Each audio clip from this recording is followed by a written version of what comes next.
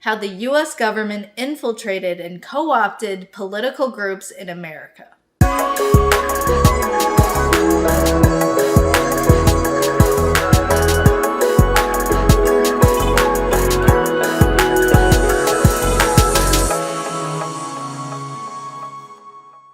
A special thanks to Yal for supporting my work. Check out their Win at the Door program where you can get paid to do outreach at yaliberty.org/FA.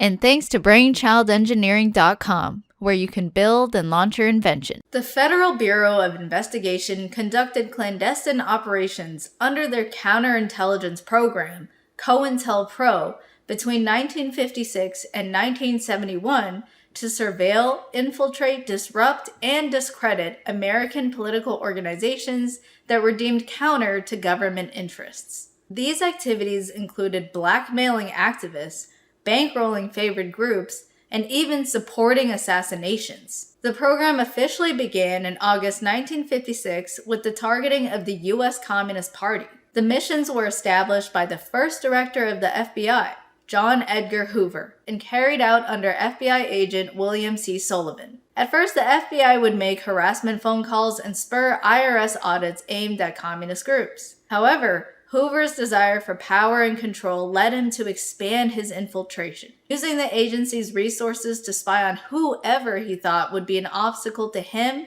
and the military-industrial complex. He wiretapped the home telephone of a Supreme Court clerk, a congressional staff member, 3 executive officials, a lobbyist, a Washington law firm, and even Martin Luther King Jr.'s phones, among others. Hoover compiled a list of some 26,000 Americans he labeled as potentially or actually dangerous, persons who could be seized or jailed at the president's command. Under Hoover, the FBI also set up a ghetto informant program, with some 7,400 informants for Hoover's spying network. Hoover's sweeping invasion covered most any kind of group that could be considered outside the pro-war, pro-central planning government paradigm, from targeting black civil rights groups to the Nation of Islam to anti-war organizations. Among some of the more concerning activities was the use of false media to try to enrage and incite conflict among different groups. The smear campaigns included things like placing informants into black nationalist organizations to spread false statements of impending hits, which ultimately led to Malcolm X's assassination. The FBI's misinformation campaigns also led to the assassination of Illinois Black Panther Party leader Fred Hampton in Chicago, a party Hoover called the greatest threat to the internal security of the country. These shady tactics targeting civil rights movements also involved blackmail.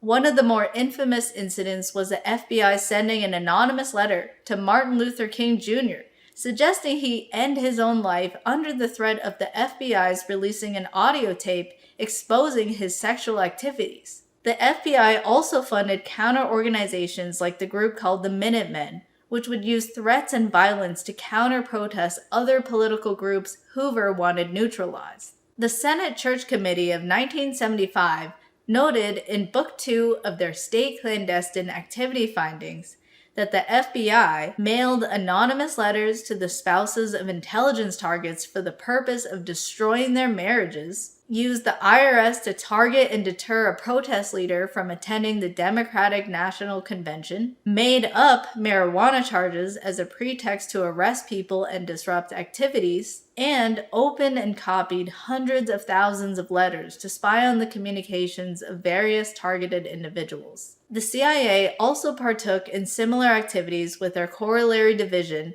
Operation Chaos.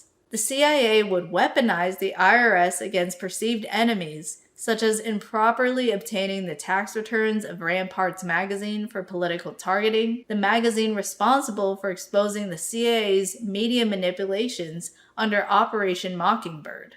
COINTELPRO was officially terminated in April 1971, but the spying and manipulations continued. Even just 1 year after it was supposed to permanently end, the FBI was already planting hundreds of bugs without warrants and opening thousands of pieces of personal mail. The FBI's continued use of informants is so common to this day that the phrase FBI foils FBI plot has become a witticism. The 2020 alleged plot to kidnap Michigan Governor Gretchen Whitmer by a group of men called the Wolverine Watchmen was exposed as a seeming entrapment case, with an FBI agent acting as an undercover instigator, along with at least 12 other possible informants. So, the next time you see something weird at a political event, like a bunch of buff dudes all together wearing a similar accessory such as the same bracelet or colored socks, be aware that it might just be the FBI continuing their shady, undercover disruptions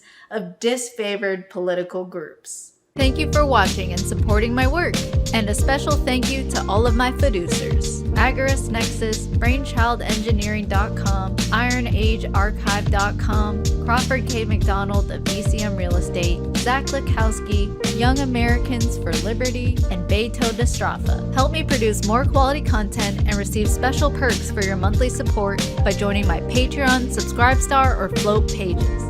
Check out my latest events at theevents.com and grab some great merch at treesofliberty.org. See you soon! Yes, freeze!